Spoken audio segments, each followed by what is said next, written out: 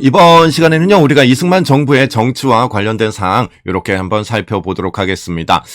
우리가 4.19 혁명 이전까지 살펴보도록 하겠습니다. 먼저 우리가 알아봐야 되는 건요, 이승만 정부의 탄생과 관련되어서 이제 재헌이죠. 재헌이 뭡니까? 헌법이 제정되었다. 처음에 헌법을 얘기하는 거죠.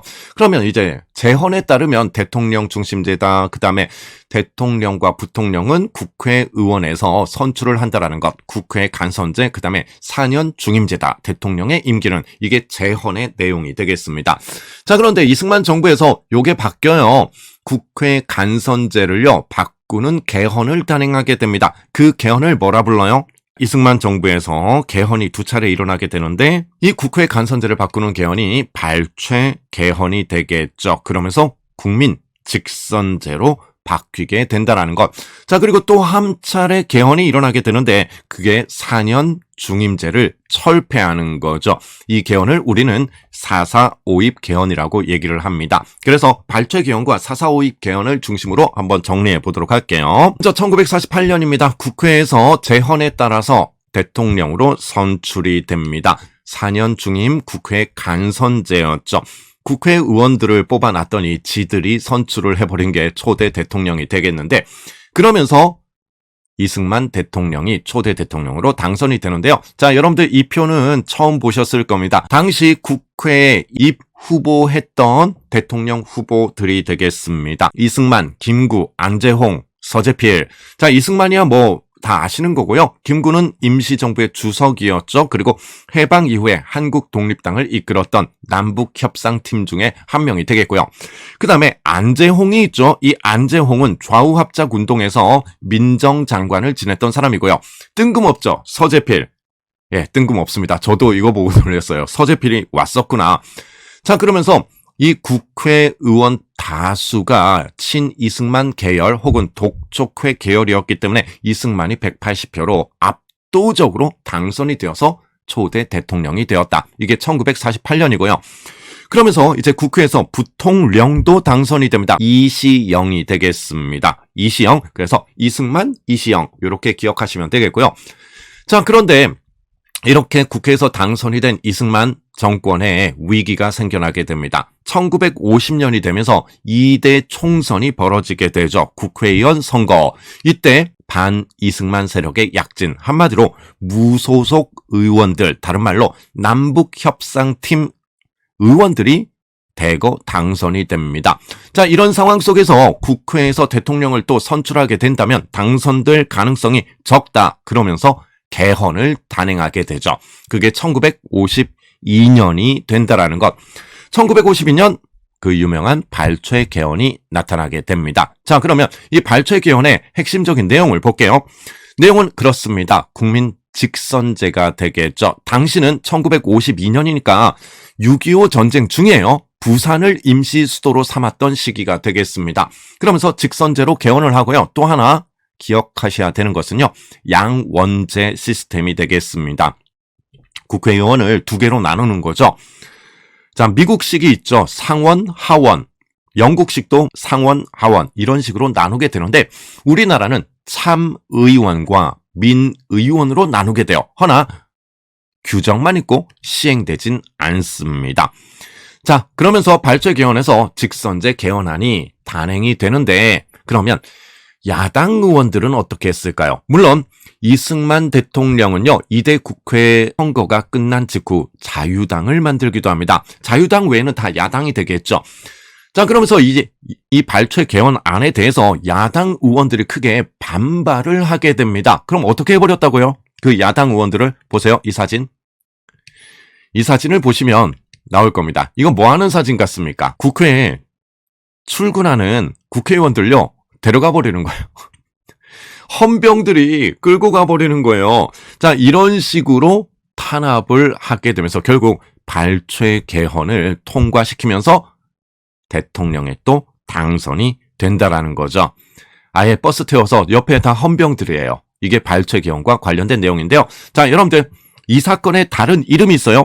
당시 지역이 어디라고요? 부산이에요. 그래서 부산 정치파동이라고 얘기를 합니다. 부산 정치파동. 야당 국회의원들을 저렇게 끌고 가서 탄압을 했던 사건이 되겠습니다. 한마디로 어거지로 발췌 개헌이 일어났다라는 것. 자, 그러면서 이제 발췌 개헌 이후에 2대 대통령으로 선출이 됩니다. 당시는 6.25 전쟁 중이었기 때문에 당선될 수밖에 없는 그런 국내 상황도 있었겠죠. 자, 그때 나왔던 사람들 보도록 하겠습니다. 자, 2대 대통령에 출마했던 사람들인데요. 이승만, 자유당, 그 다음에 조봉암, 이시영, 신응우 요렇게 다 출마를 하게 됩니다. 이승만은 자유당이죠. 그래서 득표율 보세요. 74.6%가 되겠습니다. 아무래도 전쟁 중이었기 때문에 그렇고요. 그 다음에 조봉암이 있습니다. 조봉암은 2대 대통령 선거에도 출마를 했었습니다. 무소속이었고요. 득표가 괜찮습니다. 이시영 부통령이었죠. 민국당으로서 10.9, 그 다음에 신흥우라는 분이 이렇게 3.1%를 득표를 하게 됩니다. 압도적으로 이승만이 2대 대통령에 당선이 되었다라는 것, 발췌 개헌의 효과가 나타났다라는 거죠. 자, 그러면서 이제 넘어갑니다. 1954년이 돼요. 여기서 이제 문제가 되는 거예요. 우리가 제헌에 따르면 4년 중임제다라는 거죠. 이미 대통령으로 이승만 대통령은 1대 2대 대통령에 당선이 되었습니다. 그러면서 이제 영구 집권 체제를 갖추고자 하죠. 그게 4.4.5입 개헌이 된다. 결론은요. 중임 제한을 철폐해버렸다. 2번만 당선될 수 있는데 이 규정을 없애버린 거죠. 간단한 내용을 보도록 하겠습니다. 그 간단한 내용은 4년 중임제 대통령 중심제다라는 것. 그런데 누구만 빼고 이 개헌을 4.4.5입 개헌을 단행하는 현재 대통령만 빼고 그래서 이승만 대통령만 빼고 남들은 전부 4년 중임제 대통령 시스템을 갖춘다라는 거죠. 영구집권 체제가 되겠습니다. 죽을 때까지 나올 수 있는 거예요. 자, 그리고 그 밑에 숫자가 있습니다. 이 숫자는요. 총 203명의 국회의원이 있었어요. 개헌을 하려면 3분의 2가 찬성을 해야 됩니다. 그래서 203 곱하기 3분의 2를 했더니 135.333이었다라는 것. 자, 그러면서 부결이 됐었죠.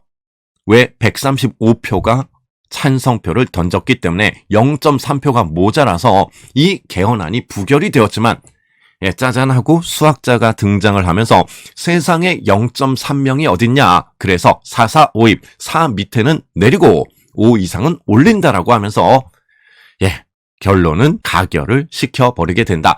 이 1954년 4.4.5입 개헌으로 이승만 대통령은 죽을 때까지 출마를 할 수 있게 된다라는 거죠. 자, 그리고 1955년이 됩니다. 민주당이 만들어져요. 야당으로 민주당이 만들어지면서 1956년 그 유명한 3대 대통령 선거가 치러지게 됩니다. 자, 보세요. 3대 대통령 선거와 관련되어서 자유당, 민주당, 무소속 이렇게 등장하네요. 자, 여기서 이제 자유당 대통령 후보로는 이승만, 부통령으로는 이기붕, 그 다음에 민주당에선 신익희와 장면, 무소속으로는 조봉암이 나타나게 된다. 자, 누가 당선이 됩니까? 이게 3대 대통령 선거인데 이승만 당선이죠. 왜 그랬던 거예요? 신익희가 죽어버렸잖아요. 그래서 신익희가 죽어버리면서 이승만이 당선이 되었고, 그리고 또한 무소속 조봉암에 30% 이상의 득표로 약진이 있었다. 이승만의 강력한 라이벌이 되어버린다라는 거죠.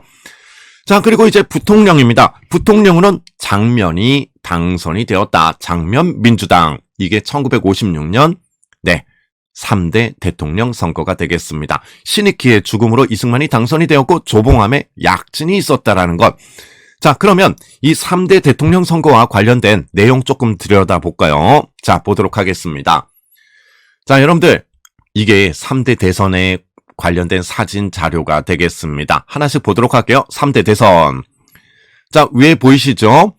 부통령 후보 장면, 그 다음에 대통령 후보 신익희. 우리는 신익희 이렇게 쓰는데요. 예전에는 저렇게 썼었나 봐요. 그래서 대통령 후보 신익희, 그 다음에 장면은 부통령 후보였다. 그런데 신익희가 사망을 하게 되면서 이승만 당선, 조봉암 약진이 나타나게 된다는 것. 구호 살펴보도록 하겠습니다. 자, 민주당 구호예요. 못 살겠다, 갈아보자. 이 구호는 잘 체크를 해 두셔야 되겠습니다. 못 살겠다, 갈아보자. 자, 그러면서 3대 대통령 선거에서 이승만은 당선이 된다라는 것, 이렇게 보시면 되겠는데, 자, 그러면 이제 3대 대통령에 당선이 되었습니다. 네, 이런 일들이 벌어지게 됩니다. 진보당 사건. 이 진보당은요, 무소속으로 출마했던 조봉암이 만든 정당이 되겠습니다. 탄압해서 없애버리고 다 죽여버려요. 이게 진보당 사건이고요. 그 다음에 신국가보안법, 보안법 이사파동이라고 얘기를 하는데 국가보안법을 더욱더 강화시켰다는 것. 자, 여러분들, 국가보안법은 언제 처음 만들어졌어요? 무슨 사건을 계기로 처음 만들어집니까? 그렇죠. 여수 순천 사건이 되겠습니다. 여수 순천 11구 사건이에요. 11구 사건.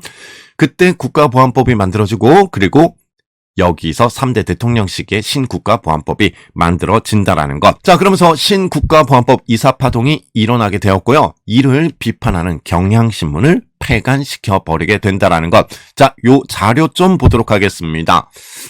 이 자료 보세요. 이게 경향신문의 내용이에요. 1958년 12월 24일. 그래서 보안법 이사파동이라고 얘기를 하죠. 먼저 보도록 하겠습니다.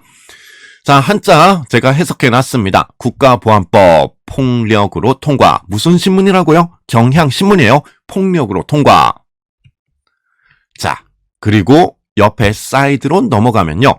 수백 명의 경위를 동원하여 농성의원 모조리 축출하였다. 그리고 또한 지방자치법도 한꺼번에 통과를 시켰다라는 것.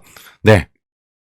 이렇게 경향신문이 보안법 이사파동이라고 명명하면서 비난을 했단 말이에요. 그 결과 이승만 정부는 경향신문을 폐간시켜 버렸다라는 것. 됐습니까? 구독, 좋아요, 알림 설정.